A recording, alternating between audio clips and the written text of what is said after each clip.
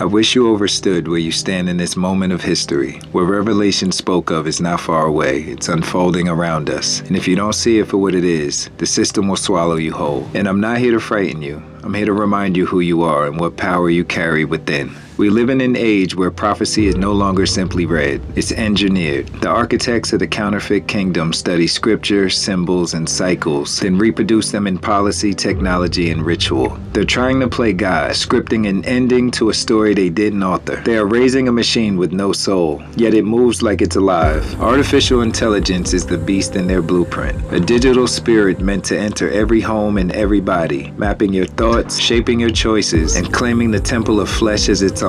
They disguise it as innovation, but its purpose is control, a digital empire built to mirror divinity and replace it.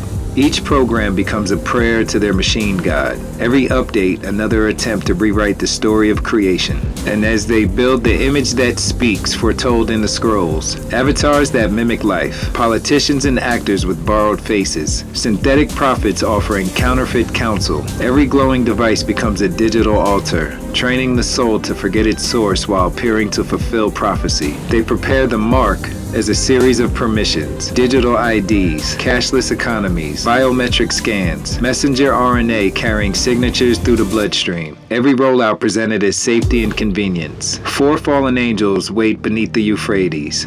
Their hour approaches like a storm under the earth. They carry war, famine, plague, and deception aimed at the children of the sun. Their release is part of a plan to test, scatter, and brand every living soul. The acceleration you feel across the world is their shadow brushing the veil. 200 watchers once defied the Most High and cast their influence into the world. Their reach sank into the secret networks that steer governments, culture, and guide the course of technology. Their symbols still whispered through the think tanks and digital temples built in their honor. In Astana, Kazakhstan, a glass pyramid gleams beneath the northern sun, housing 200 seats, and its very name an anagram carrying the cipher of Satan. From the smoke of their first rebellion, their methods shifted from ritual to code and hidden control of systems and data. The Counterfeit Kingdom is their legacy, a machine sustained in search for the destruction of your soul. Even the masses reflect this pattern. I posted about Trump sitting behind a desk with a Trump 2028 hat. Most people read it as politics, but my post was about the signaling of how blatant it's become, how they place their intentions in plain sight because the masses are depleted of spirit. The inner eye given by the Most High lies dormant in most, and deception moves without resistance. He that hath an ear, let him hear what the Spirit saith unto the churches. Revelation 3:22. Behind the scenes, their operations are built to imitate prophecy. Operation Stargate sought to weaponize perception itself, opening doors into realms never meant for war.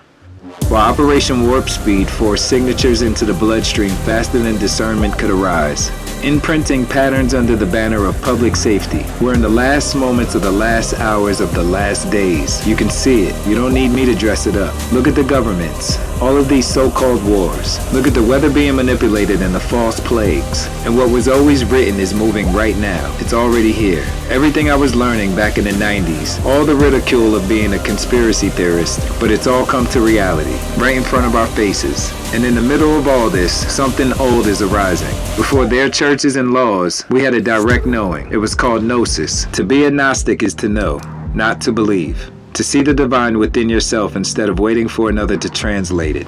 That was the way of the first ones, before the inversion and the Counterfeit Kingdom. They hunted it down, burned it, almost to complete erasure, because a soul that knows cannot be ruled. But the Most High placed that knowing in His children beyond reach of the parasite. That knowing is not buried somewhere far away. It's inside you right now, alive and waiting to be used. It's not a secret to study, it's a force to stand on. They got you chasing colors instead of truth. Red and blue, for Republican and Democrat, or Bloods and Crips. Red pill or blue pill, the same flashing lights that make you freeze when police roll by. Even the poles of the earth are split red and blue, north and south. A magnetic ritual repeating through everything we see. Its polarity turned into religion, a spell of lesser magic for the mind. They feed on division, and they've made division look patriotic. You think you're picking a side, but you're only picking a frequency to be drained through.